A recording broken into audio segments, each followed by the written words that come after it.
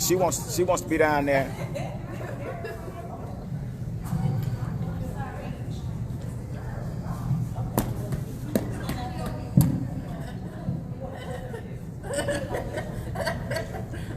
Can y'all hear me okay? Yes. You can?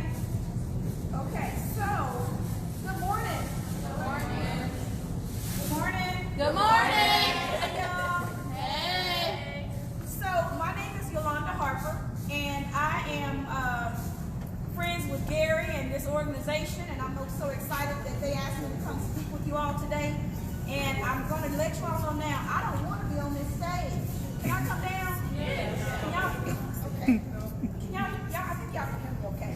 Can y'all see me okay? Yeah. No, I can't see that. Okay. So this is what I want to do for you all today. In keeping with the theme of the summit today, I kind of want to talk to you all about it's called the 4 C's of becoming a diamond. Because I believe that our young girls, you all are precious, you all are diamonds, but I think you all have forgotten that. I think you all have forgotten and gotten caught up with social media and some other things that you forget how precious you are as a young lady. And you forget, and I want to remind you all that you are valuable.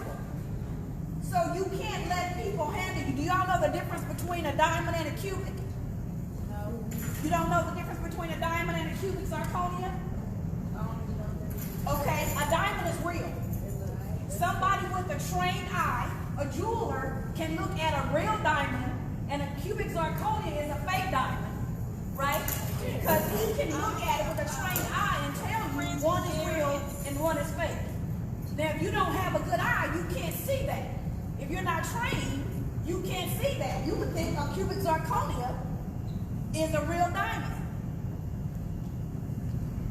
And when a jeweler is looking at a diamond, there are 4 things that he looks for.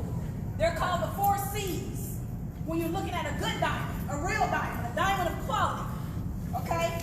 And those 4 C's are cut. They look at the way it's cut. All right? They look at the color. They also look at how clear it is. And they also look at the number of carats. So those are 4 C's when you're looking at a real diamond. All right? But I want to talk to you all about the 4 C's of becoming a diamond. And I want to switch up my 4 C's just a little bit. Right? So instead of talking about cut, color, clarity, and the carat, I want to talk to you all about choices. Let's start just with choices. And I want to, instead of giving you all some long, drawn-out stories, I want to tell you all I just want to talk to you all with some good, nice quotes. All right? The first quote I want you all to understand is this. You all were born looking like your mom and your dad, but you're going to die looking like your decisions. That's good. That's a choice. So every morning that you all wake up as young ladies, you have a choice to make. You have a choice on how you're going to show up at school. You have a choice on how you're going to respond. You have a choice on how you're going to choose to handle your attitude. You have a choice on how you're going to show respect and be respected. You have a choice. Choice. You also know that everything in your life, everything, y'all, whatever age you are, I need you all to still understand this. Even as adults, we're still learning. But everything in your life is a reflection of your choice. It's a reflection of your choice. Okay? And my next point is nice and quick. You can choose your choice. You get to choose how you'll respond in a situation. You get to choose if you're going to go off on the old girl and snap back. You can choose if you're going to run your mouth and talk back to your mama and daddy. You can choose all of that. But guess what, young ladies? You can't choose your consequences. So then when you come back and your mom or dad or you get in trouble for something, the first thing y'all want to holler is, oh, that ain't right, that ain't fair. You don't get to make that decision. Now, you made your decision to end up in the situation, but you don't get to make the decision on how it's handled. So just understand that you make a choice, you make a decision, but you also have consequences. consequences. When you make a good decision, you usually have good consequences, right? Yes, when you make a good decision, you usually end up with good consequences. You end up with good benefits. When you make a bad decision, you end up with bad consequences. So it's up to you, and nobody gets to choose but you. So just make sure you're making good choices. Everything you choose is an attitude. Not an attitude, but everything you choose is up to you. As I mentioned, if you wake up in the morning and you have a bad attitude, don't say you've had a bad day and it's only 10 o'clock in the morning. All you have to do is change your mind and say, no, that was a bad hour. Yeah. That was a quick situation that happened and try to throw me off my game the rest of the day. Right. But instead of letting that throw me off my game, let me switch up my attitude and make some different choices the rest of the day. Okay? What's the first thing, ladies? Oh, let me start up. Y'all not listening. What's the first thing, ladies? I need to hear you. What's the first thing, ladies? Choices. Choices. Somebody tell me something I just said regarding choices. No. That's enough. You choose. You have a choice, but you don't get to choose your consequences, okay? So the first C is choices. The next C is challenges. Oftentimes when we're growing up in different stages of our lives, we're like, oh man, that's messed up, or something happens. Well, guess what? If that thing or that challenge would have come against you, how would you know how to handle it the next time? So sometimes mountains, as we'll call them, or challenges or situations come to teach you a lesson about you and teach you a lesson about life. So don't think life is going to be easy for you. Sometimes challenges just happen because on the other side of that challenge, sometimes it's just a matter of how bad do you really want it? How bad do you really want to make the honor roll? How bad do you really want to get the scholarship? How bad do you really want to get into that college? How bad do you really want to make the drill team? How bad do you really want to make whatever team captain, whatever organization? How bad do you really want it? And something can happen, and instead of getting upset, ask yourself, how can I learn from this? How can I grow from this? How can this situation make me better? The whole world is not against you. Life is going to happen. Even as adults, life still happens. Okay? So the second C is what? Challenges. Don't turn away from your challenges. Don't get upset by them. You look at that challenge and you just sit and you look at it, you examine it, and you say to yourself, okay, this happened. All right, I see what's going on. What can I do with this? How can it make me better? So the second C is challenges. The next C is confidence. And I think it's really good because I see some of you all taking notes, and I appreciate that because you're letting us know that our time isn't wasted and you aren't paying attention. So thank you so much for those that are taking notes. Confidence. Self-confidence is the most attractive quality a person can have. How can someone else think you're great when you don't think you're great? Now, confidence, ladies, is not cocky. Confidence is not being nasty. Confidence is not a bad attitude. Confidence is knowing deep down inside that if I put my mind to something, I can achieve it. Confidence is knowing and believing in yourself. Confidence is also knowing that when you walk into a room, you add value to the room. You make the room better. You brighten up the room. Do y'all have any friends, and we're not going to point at nobody here, okay? But do y'all have someone you know that when they walk in the room, everybody be like, oh, there she goes. See, y'all raising your hands, right? But then you also know another young lady, when they walk in the room, you're like, hey, I know my girl, okay? What do y'all think is the difference? One good, one bad. Okay, one might have a not so good reputation, while the other one might have a better reputation. Okay? people feel. When you're around someone and they're always being negative, they're always talking about people, they're never talking about things that are good, they never have anything good going on, they might be what y'all call a drama queen. They always have something going on. All right? So confidence, what's the next C? Y'all not talking to me. Confidence, thank you. And then the last C is courage. When I say the word courage, what comes to mind? What do you all think about? Say that again. Oh, courage. Okay. She said the Disney princess. Okay. Courage, being brave. Being brave, that is exactly it. Courage is the opposite of fear. If you are courageous, that means I'm going for it. When you are courageous, that means it begs or it asks the question, if I wasn't afraid to do this, what would I do? Courage is having an attitude of, I might not know everything, but I'm going to go for it. Courage is also, if you just say to fear, because again, courage is the opposite of fear, saying, hey fear, you know what, I might be a little nervous, I might be a little anxious, but get out of my way because I have something to do. Courage is an attitude that you carry. When you say someone is courageous, their life looks like they're a go-getter. They face challenges, but they keep going. Okay? So what's the fourth C? All right, let's start over. What was the first C? Choices. The second was challenges. The third was and the fourth was courage. Good. So I'm going to end with this. All right, and this is what, when I first told Gary that I would come and talk to you all day, I had all my notes and I was ready to do this whole presentation.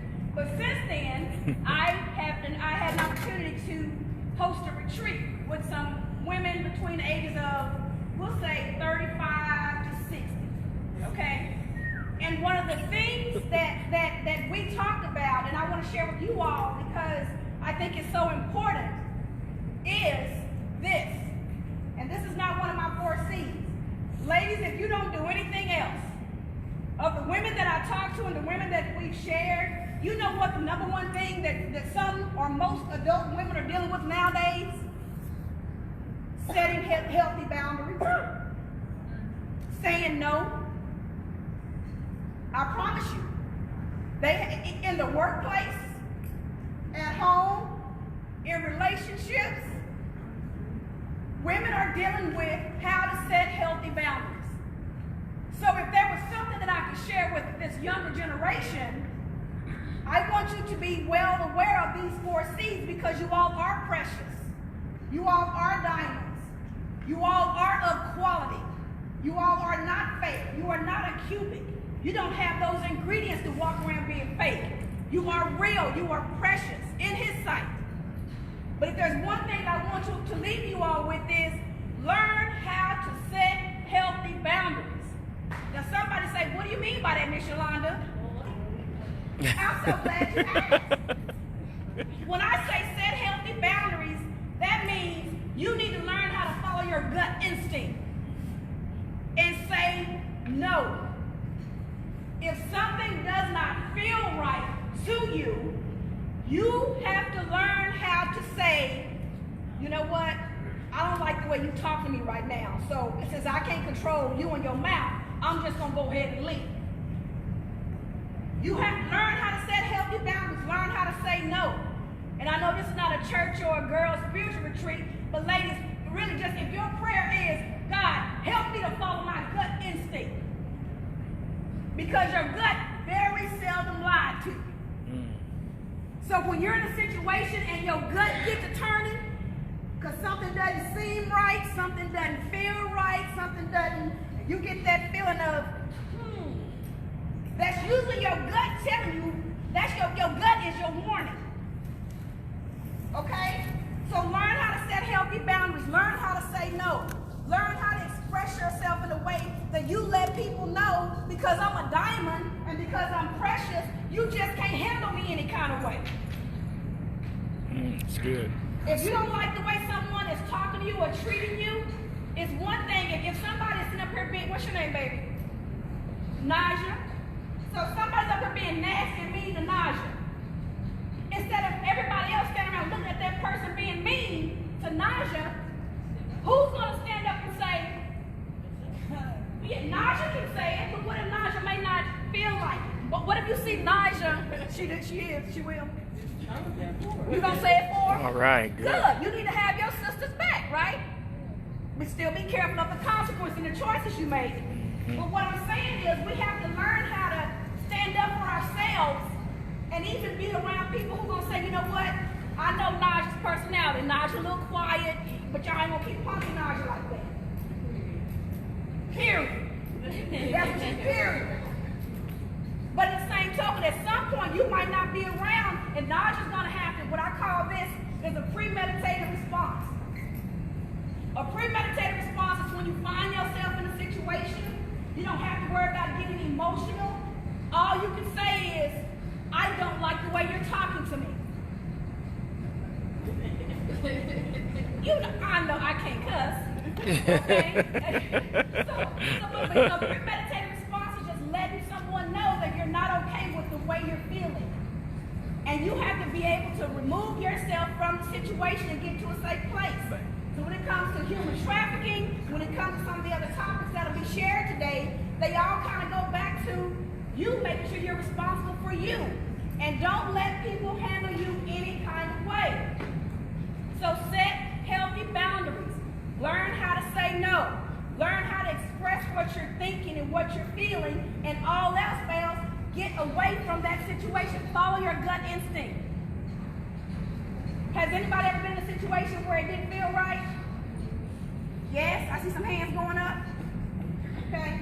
Have you all ever been in a situation where it didn't feel right and you got away from the situation? Okay. Have you all ever been in a situation where it didn't feel right, you know it didn't feel right, but you stayed in the situation and then later on you came back and said, oh man, I should have left. That was your gut telling you. That was your gut telling you. So all I want to say is, now we're in with this is, ladies, young ladies, if there's one thing that I can save you from, and even when I go back and look in my life, you know how sometimes I have on Facebook, you know, what would you tell your 17-year-old self? If I would go back and say, what would I tell my high school self? I would say, Yolanda, set healthy boundaries. Learn how to say no. Again, these 4 C's to a diamond are very important. When it comes to a jeweler, recognizing the real versus the fake. But when you all making better choices, understanding the challenges are going to happen, understanding that you all are very courageous young ladies, and also understanding that the confidence that you exude and walk into a room with can help you learn and be able to set healthier boundaries. I don't want you all to grow up being older women saying, oh, I should have, or I would have, or I wish I could have. Now you have people in the workplace who are working themselves to death because they can't say no to their bosses. But that shows up in so many areas of different in our lives. So that's the one thing that I want to leave you all with. Not only the 4 C's, but that last one is setting healthy boundaries, okay? So really quick, before I step away, and thank you all so much, Gary, for inviting me to come out today. I need you all to tell me something that you got out of my quick little talk today. Don't everybody speak at once. Yes, ma'am. Set healthy boundaries, learn how to say no. Someone else. Yes, ma'am. Thank you. That's a good one. Yes, ma'am.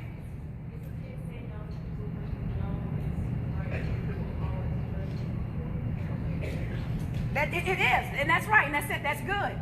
It's okay to say no. Yes, ma'am. When we die, people gonna get us based off the choices we made. Yes. That's good. That's a good one. Yes, ma'am. You had your hand up. You did? Okay. Yes, ma'am.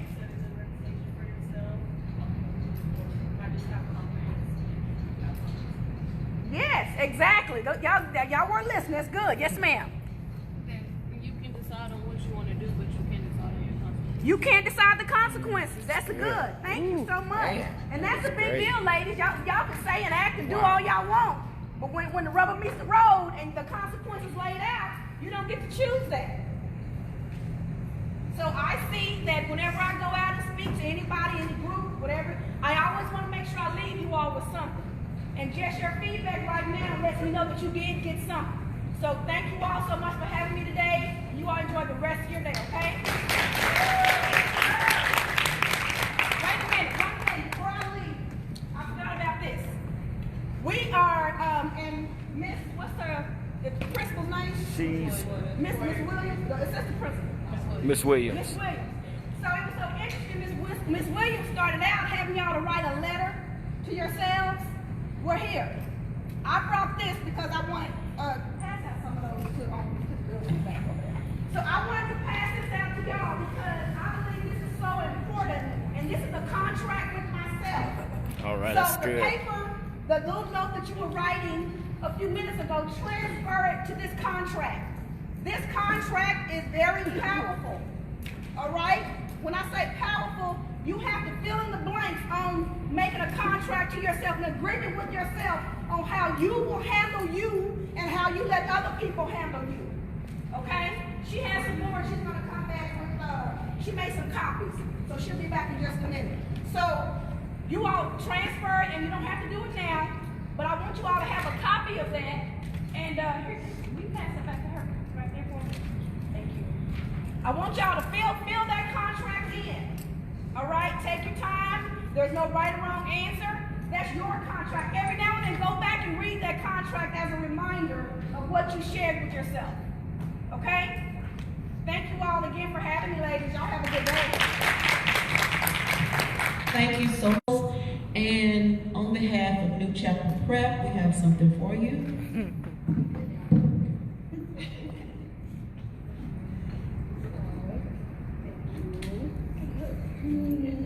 Let's see what you got. All right, thank you. All right. Okay, so